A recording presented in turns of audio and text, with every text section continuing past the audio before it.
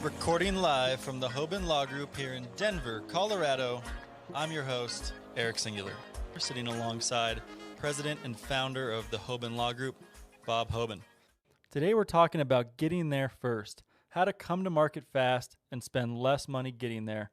We're joined by the founder of Ryan Douglas Cultivation, Ryan Douglas. Ryan, thank you for being here with us today. Sure, thank you. It's a pleasure. Well, and Ryan, we know you are down in Colombia. You've been down there for a while because it was a country where there was so much activity in the marijuana and cannabis cultivation sector, which is, of course, your background. So maybe you could take us through a little bit about what drove you to Colombia, why you saw the opportunity there, and then how that's kind of played out over the past couple of years, just as a way to kick things off. Sure, absolutely. So I moved to Colombia in January of 2016, which was just a month after the Colombian president signed a decree establishing commercial cannabis cultivation and export program. So I had spent the previous 3 years directing cultivation for Cannabis Growth Corporation in Canada. And so I knew plenty about starting up large-scale commercial operations in a heavily regulated environment. And I knew that although cannabis has quite a history in Colombia, in terms of cultivating it on a commercial scale in a regulated environment, I knew there was no one down here with that kind of experience. So I knew that the lessons I learned at Canopy Growth in Canada would come in handy down here as companies were looking to set up and launch cultivation in Colombia. So that's the reason I moved here. And for the first 3 years of the program, it was pretty busy. We had international cannabis companies coming to Colombia, buying land, acquiring licenses, and attempting to launch cultivation. So over the last year, it's been a bit slow. Unfortunately, I think there's been some delays on the government side. So you've got probably more than 4,000 license applications that have been filed. There's 500 or 600 different licenses that have been issued, but really only a handful of big players that have actually established production on a large scale and are going. Ryan, what part of Colombia were you cultivating, and was it indoors or outdoors? So I, as a consultant, I don't have a commercial cultivation license yet, but all of my clients, they were scattered throughout the country, and the majority are either in greenhouses or open air farms. And can you talk about some of the challenges going in and growing commercial regulated cannabis in a place like Colombia with its notorious, narco-related history, and the fact that, marijuana was certainly the cash crop before coca became the cash crop for so many reasons. How has that impacted, based on your observations, the development of the industry in Colombia, if at all? So a lot of the methods that illicit growers use really we can't utilize them growing in a regulated environment for product that's going to be exported for medicinal use. So illicit growers in Colombia grow outside and they grow in greenhouses, but they are not held to any strict regulation. So they can use any kind of pesticides or fungicides in order to really push the crop through inclement weather. And the drying process is pretty quick, and the majority of cannabis that is grown in Colombia is dried quickly and pressed into bricks and then sent across the country. So a lot of the techniques really don't transfer. They're not appropriate for growing medicinal cannabis. So a lot of these companies really need to start from scratch in terms of genetics and growing methods, and just doing it in a regulated environment that that follows and plays by the rules. Well, and it's unfortunate because, Bob, as you say, marijuana, cannabis was such a cash crop in Colombia. There's a climate there that is very suitable for this crop. And of course, now there's been some challenges. It sounds like some government related obstacles and restrictions and just delays that have resulted in. I know, Ryan, you're coming back to the States now and bringing your cultivation knowledge back to the United States, and particularly to emerging cannabis markets here in the U.S., marijuana markets, thinking about Illinois, thinking about Arizona. And of course, we're talking about how to help companies get to market quickly and not breaking the bank doing so. So maybe give us a snapshot, if you would, of what you're planning on doing coming as you come back to the U.S. and what are some of the strategies and things that companies who are operating in those newer medical or rec markets here in the U.S., what they need to be thinking about to go to market. Sure. So as a cultivation consultant, it just makes sense to go to where the demand is. That's the reason I have been in Colombia for the last 4 years. But from my perspective, really the biggest market globally is in the U.S. And so where my interest is, I think the biggest potential is are in those states where they have a booming medical market, or they have a booming recreational market, or come November, states are likely going to vote for medicinal adult use market.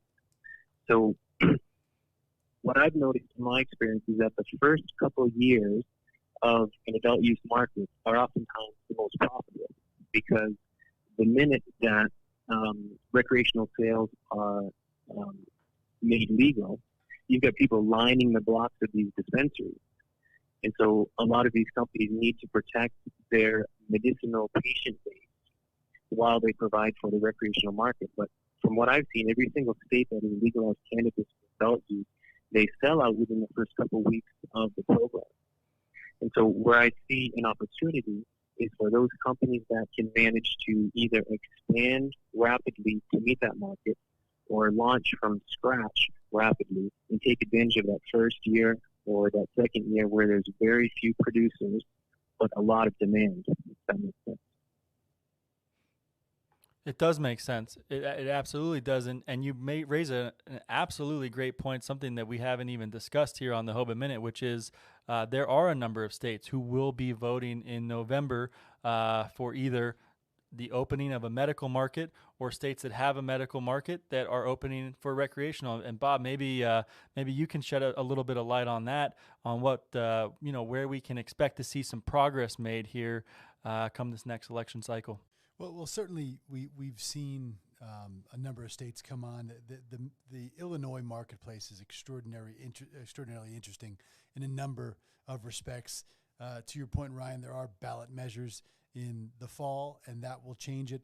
But a lot of those times it's a medical state that's flipping over to a more robust adult use regime. But Ryan, tell us why you believe the U.S. is the prime market for this, because there's been so much focus on go to Germany, go to Colombia, access the Brazilian market, go to Uruguay, so forth and so on. Tell us the steps you went through to draw that conclusion, because I'm not sure that that's intuitive for most folks that look at the global marketplace. Most folks look at federal legalization regardless of what the states are doing and say, well, if it's illegal, we might as well go somewhere else where it's federally legal. Tell us your perspective on that. Sure. So that's really just based on my observation being in the cannabis industry for the last 7 or 8 years. So even though a few years ago there's a lot of interest in the European market, and there's a lot of interest in South Africa, a lot of interest in Mexico, the state of things today, really, there isn't very much activity there. And so it's obvious to me that from the U.S., even without federal legalization, you've got a lot of activity and a lot of demand state to state. So even though there's a lot of advocacy, a lot of support, a lot of interest globally for countries to legalize cannabis for the first time, from my perspective, there just isn't that much movement. And so it's obvious to me that the no-brainer to me is to go to where the demand is.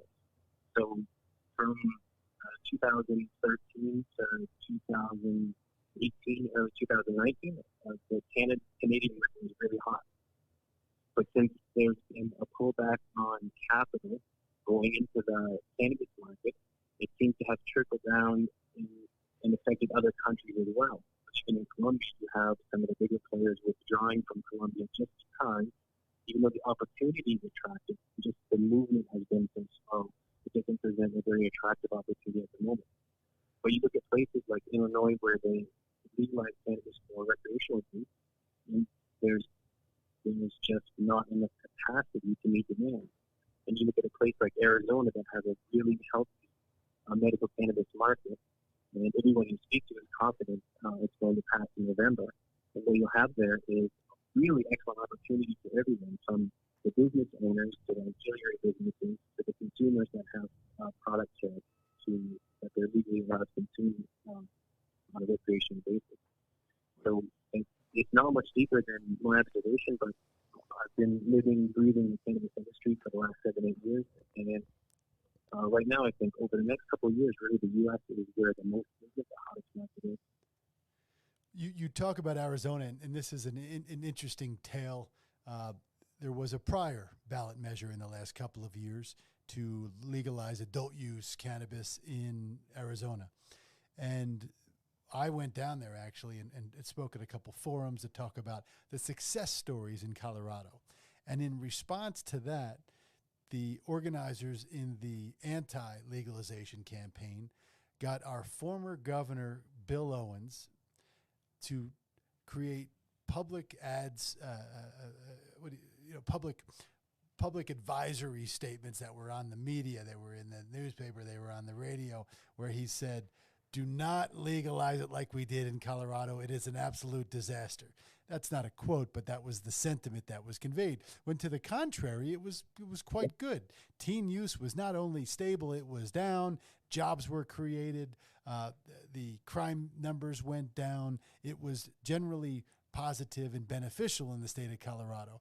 And to make matters worse, the folks that owned, I think this gentleman was recently indicted, but he owned a large fentanyl producer based out of Arizona, put at least $500,000 into the anti-legalization campaign. So there was a lot of politics at play, but it's no different than stories we've seen in prior California initiatives that failed because the anti-campaign was well-funded and concocted a message that stuck.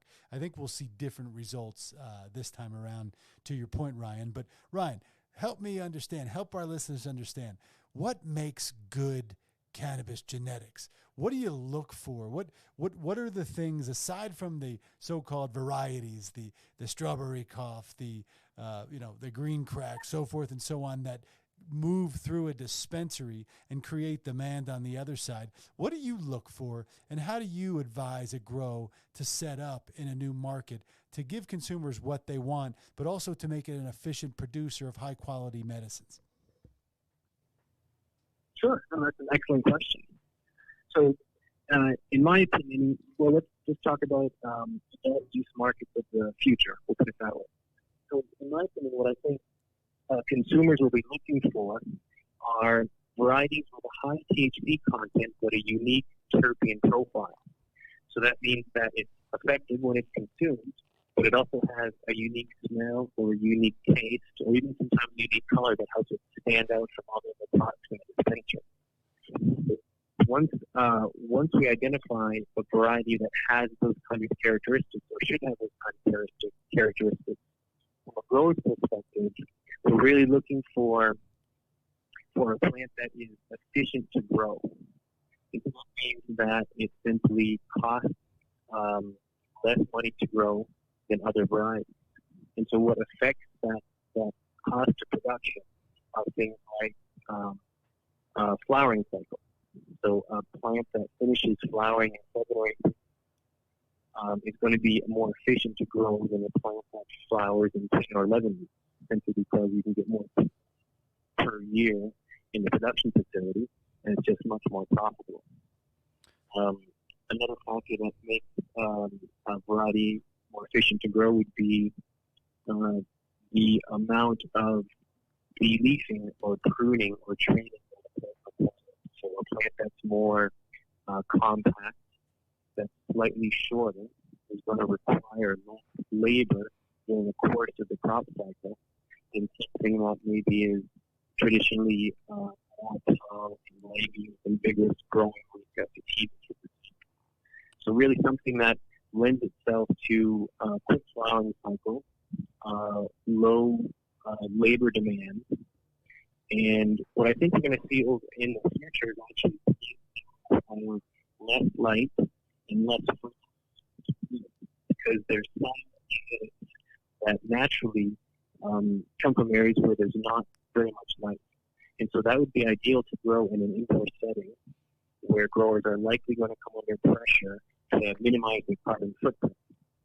So if we can grow varieties that produce well but require maybe 25% less electricity in terms of the lighting and the cooling and dehumidification, and maybe 10 or 20% less fertilizer, then we're actually growing a much more efficient plant and we're minimizing our carbon footprint. So those are just a handful of variety of characteristics that I would look for as a commercial grower in terms of selecting genetics that are appropriate for large-scale cultivation. I just want to footnote one thing, Bob, to come back to the Arizona thing, which is that today, activists down in Arizona, they submitted 420,000 signatures to get legalization on the ballot. They only needed 237,000 or thereabout, and so we are seeing quite a groundswell of interest and advocacy down there for that, which is great to see. And then I just want to put one question to you really quickly, Ryan, which is, of course, there's been so much focus on THC, cultivating the highest THC percentage plant imaginable. And you raised an interesting point around the differentiation that perhaps we're going toward a market that might want a different profile of cannabinoids. Of course, you have the THC, but perhaps you have more CBD and CBG to pair with that THC in a plant. And just want your thoughts on whether you see that as something that's valuable, or you've seen some varieties or grown some crops, some plants that have very unique and interesting plant cannabinoid profiles, terpene profiles, and whether or not you think that is something consumers, especially here in the United States, will be drawn toward in the next few years. Absolutely, I think an appropriate comparison, especially with adult use markets, would be the craft beer market. So if you think if you're interested in grabbing a beer, you could buy something that's pretty standard that maybe has 2.5% alcohol, and it's without question it's a beer. But at the same time, there's people that are interested in different textures and different flavors, and alcohol percentage that ranges up to sometimes 9% for a single beer. And so I don't think everyone that goes to the grocery store is looking for the same kind of beer. And so now with recreational markets especially, I think you're going to have people that are looking for anything that catches their eye, whether it's a flower that it has more of a purple appearance or more of a pink appearance, or has a smell that's so unique it's hard to describe. Now you mix all that in with a relatively high THC content, and that's the fundamental components of an excellent cannabis experience, in my opinion. Absolutely, I think we're going to see a demand for different kinds of varieties, unique varieties, and fortunately, already there exist probably hundreds of different kinds of cannabis varieties, each with unique flavors and some with different looks and a wide range of cannabinoid profiles, CBD to THC, everything between. So when you suggest ways that licensees across the United States are selecting varieties for consumer behavior, I'm sure there's long time gray market or traditional market cultivators that are rolling over in their graves and rolling their eyes when there's this notion out there, and I'd love you to comment on this. The notion from the folks that say, look, that commercial cannabis sold in dispensaries, it ain't all that, quote unquote. It's just not high quality. But what you're suggesting is that it is high quality.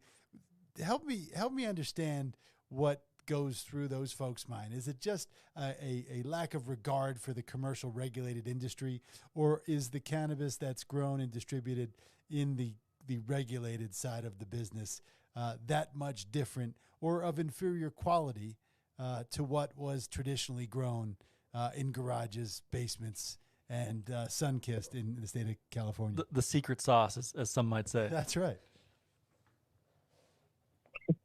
Yeah. So I've been to tons of dispensaries, and I've had experiences across the board. So I think it's difficult to say that all commercially grown cannabis or adult use cannabis is of inferior quality, and only kind of the gray market cultivations using the special sauce are really worth that. I really think it depends on the cultivator and the dispensary, but in my experience, the genetics really make up the bulk of the consumer experience. So there's no amount of secret sauce that you can throw on bad genetics to turn it into a really good variety. So even if you have an outstanding variety but a really mediocre growing environment, you're still, if you can manage to bring the plant to fruition, you're still going to have a pretty good product. But on the flip side, if you invest millions of dollars in a grow facility and you hire the most expensive growers you can find, but you're growing just a mediocre variety, at the end, you're going to end up with a mediocre variety. And so that's what the dispensary is going to be selling. So in my opinion, it really comes down to genetics and the grower. But I've also been to as many dispensaries as I can visit, and I've had really good products, and I have had really unimpressive products. So it's probably not safe to paint the entire industry with that kind of a perspective, because I think it just varies so much between growers, genetics, and dispensaries. Well, Ryan, we can't wait to dig into more of a conversation around genetics. And we know you are in transit right now, moving back to the United States from Colombia. We'll get with you again as soon as you are stateside and keep the conversation going. We thank you so much for joining us today on the Hoban Minute, and you have a good trip, my friend. Oh, thanks for having me on. It's my pleasure. Thank you very much. Thanks again. Travel well. Appreciate it, Ryan. Thank you for listening to this episode of the Hoban Minute. Do you have any ideas for episode topics or guests? We would like to hear from you. Reach out to us at media@hoban.law and stay tuned for more on the Hoban Minute.